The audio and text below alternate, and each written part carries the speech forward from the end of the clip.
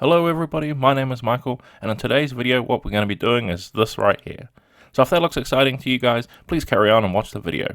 Oh, and just one more thing before we go. Please consider like, commenting, and subscribing if you enjoyed the video. But now with all that out of the way, let's carry on with the video.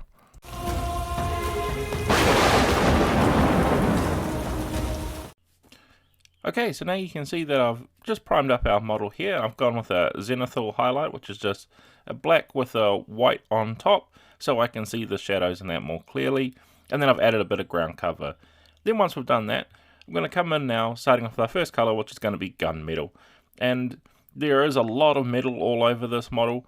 We've got a knight on top, or the count, I should say, on top of our armored up horse. So there's a lot of metallic colors in here. So I'm not just going to be using entirely gunmetal for everything on here. I'm actually only going to be using it just in selected places. So mainly the horse armor itself, the sword, stuff like that. But we're going to be leaving the count himself. We're not going to be doing him in the gunmetal. We're going to give him a different metallic color.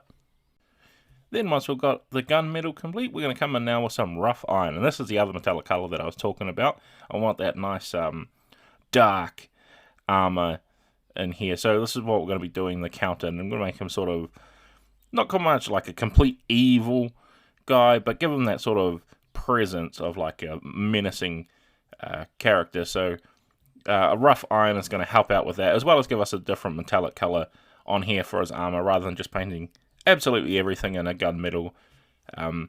So this is going to help separate him out a little bit. So we're just covering him. We're going to go his shield, and also the one big sort of chest armor the horse has. I'm not quite sure if it's called chest armor on a horse. We want to do that as well in the rough iron. Then once we've picked out those little bits of detail as well, we're going to come in now with some leather brown. And for the leather brown, what we're going to be doing is we're just going to be painting up the horse itself in the leather brown. Now it is covered in a lot of armor and decoration and stuff, so there's only actually a few places we need to paint the horse itself. So anywhere where you can see the actual complete horse, so just a couple places on the feet and just up here by his head where the armor isn't showing through, and you can see there's a lot of small little areas that we want to be painting in our horse with the leather brown. Then once we have the horse itself painted up, we're going to come in now with some mahogany brown, and we're going to be using this for the saddle on our horse here. So nice sort of reddy brown with our mahogany brown, especially against that leather brown of the actual horse itself. So it's going to help give that another little bit of color here while we're still using a lot of browns. But again, the horse saddle can be any color you want to make it. I'm just keeping with a nice leather color. Then once we've picked out that saddle, what we're going to do now is come in with just some straight black. And for the black itself, what we want to be doing is I'm going to be picking out the barding and the harnesses everywhere that we can see on the actual horse itself. I'm going to be coming in with the black there and just painting them. So you can see I grabbed a nice fine brush to really pick out those very small bits of detail work. As well as that, I'm also going to be painting up our horse's hooves in the black as well.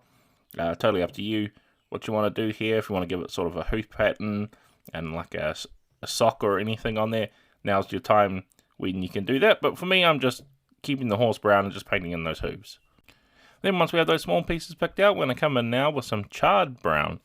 And for the charred brown, all we're going to be doing is just picking it out in one place on the miniature here, and that's this big, nice leather strap our horse has across the neck area where it's got this bit of ornamentation on there as well. We're just using our charred brown right here on this piece. Then once we have that picked out, what we're going to be doing now is coming in with some stonewall grey. And the stonewall grey, I'm going to be using it for the hair of our horse, so the mane and the tail, giving that nice light effects. I'm going with sort of a light coloured horse, so we're going with the grey mane and tail and the actual light brown horse itself. But it's totally up to you what colours you want to paint these horses. There's so many variety of horses and colour combinations that you can't really go too wrong here. I've just looked at a few pictures online to get an idea of what I want to have. Then once we've got that tail and mane painted up, we're going to come in now with some royal purple. And our royal purple we're going to be using for our horse's dress or horse skirt. I'm not 100% sure what they're called. It's either called a dress or a skirt for horses with this nice fancy sort of clothing. I think there's another name for it as well, horse clothing. Coming in here with the royal purple, nice colour. Since he is a count after all, I want that royal sort of regal colour in here. But again, totally up to you what colours you want to place here. Since it's a nice area to have the count show off his sort of stature, you could really paint it up on multiple different colours. Then once we have that purple all dried, I'm going to come in now with some dark stone, which is a nice, very dark brown, blackish grey colour. I'm just going to be using it here for the middle section of our clothing on our horse here. But again, like I said, you can use any sort of combination. I'm just coming up with a couple of combinations, and like I said, he is a count, so we're trying to give it those royal colours and sort of appearance. And then once we've done that, I'm going to add in just a little bit more detail, and to do that, we're going to use some avaland sunset. And what I'm going to be doing is I'm going to be painting a nice sort of stripe just along the bottom, giving it sort of a nice yellow trim to go with our purple clothing for our horse, adding in that bit of extra detail rather than leaving it completely one colour. So this is totally up to you. If you want to add in some more detail, you may want to paint every single bit of clothing a different colour. You may want to put stripes on it. Totally up to you, but I just want this nice sort of elegant goldish yellow trim along the bottom and keep it sort of regal in appearance. Now you can see just adding that stripe made it sort of really eye-catching. And then we want to come in with some greedy gold to add to that count's power and wealth. And I'm just doing a few areas of trim and bits of places to show off and make our count, since he is a count, he is a man of power and wealth. So we want to show that in the piece itself. So I'm just picking out some spots all over the miniature, like the little shield emblems. There's some on the horse as well, the hilt of the sword, just different places. It's totally up to you what you want to do here. I'm going to pick out some trim on the actual armor itself. Actually adding in that gold trim is going to give us a nice visual interest and help break up a lot of those metallics we've already got on there as well. And then once you're happy with picking out all those areas in gold that you want, we're just going to come in now with some oak brown, I should say, and all we're going to be doing is painting up the ground covering of place here, which is just some stones on the base, and just giving them a nice overall coverage with the oak brown. Then once we have all our ground cover painted up, what we're going to be doing now is we're going to come in with some nuln oil, and we're going to be applying it to the metallics. So we're going to be applying it to all the metallics except for our gold. We want to be just leaving the gold alone. We're going to be placing another wash over top of them in a minute. So we want our rough iron and of course our gunmetal all covered in that nice nuln oil wash. Is really going to help deepen those down and give it that realistic metal appearance. And then once that's completely dry, we're going to come in now with some reikland fleshshade, and this is the colour that we're going to be placing on top of our, or I should say wash rather than colour. Wash we're going to be placing over our gold areas. So it's going to really help deepen those golds, and since the fleshshade has a bit of red in it, it's going to really help liven it up and give it that more realistic gold appearance. Then once that reikland fleshshade is completely dry, we're going to come in now with some purple tone, and we want to be placing that over our royal purple area. Now I notice on camera that my royal purple looks way more blue than it does purple, but I'll tell you that it is a blue purple color, but it's a lot more purple in real life than it is on camera. But this purple wash is hopefully going to help also add in a little bit more purple color so you can see it a little bit better on camera. Then once we have that purple wash dry, we're going to come in now with some agrax earthshade. And what we're going to be doing with the agrax earthshade is we want to be applying it to our horse and the horse's mane, as well as the ground cover. So pretty much everywhere we haven't already covered in a wash. We also want to get those little sort of leather straps and the actual saddle that our count is riding on as well. Just all the areas where we haven't applied the wash already is where we're going to be applying the agrax earthshade. And of course, remember, be a little bit careful of pooling, especially in the horse's mane. There's a lot of grooves in there. And then once that's all dry, we can now start off with some highlighting.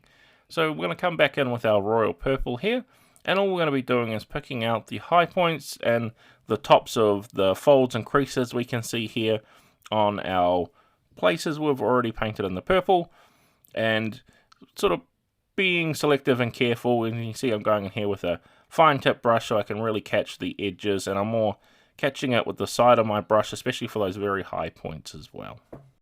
Then once we've done that royal purple highlight, we're going to come back in with our avaland sunset now, and doing the exact same, just with that trim along the bottom of our horse's clothing that we've got on here. And you can see I'm just trying to pick out those highlights in there, and we do have that purple wash over top of it as well, so it's going to help sort of blend it in overall, but I'm very carefully sort of going over a little bit sketchy, so we get a little bit of that purple still through it. Then with that trim highlighted up, we're going to come back in now with some stonewall grey, and then we want to be picking out our horse's mane and tail, of course. And again, I've got my brush here, and we're just going along the edges, really picking out those strands of hair, and they're actually quite reasonably well sculpted in, and I'm just sort of being pretty heavy with it. Once it dries, it's going to look a little bit better, hopefully anyway, and really give it the effect like there's a lot of hair streaking in the sun.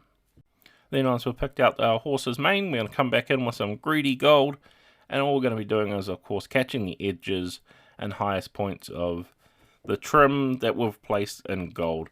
So again, this is totally up to you where you've placed your trim of gold detail, and you can see here where I've placed all of mine, so I was just going around catching those edges and the places that would naturally hit the sun. Then once we've done that, we're going to come in now with some gunmetal, and all we want to be doing is again just highlighting those middle areas. Now I haven't worried about highlighting up the iron, the rough iron color we placed on, because I want to keep that nice and dark and menacing, because we want to keep our count with a sort of menacing feel in that dark armor. But again, if you want to highlight up those areas, it's totally up to you. And it's just a matter of going around and looking for the areas where the sun would naturally hit.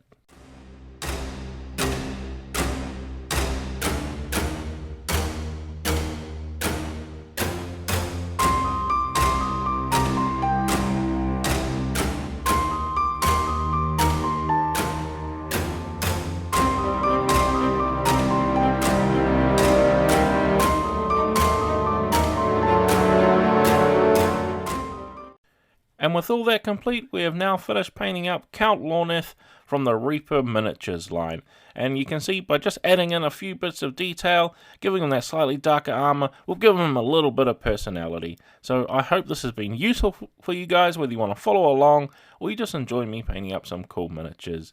And with all that said, thank you all for watching, and I can't wait to see you guys in the next video.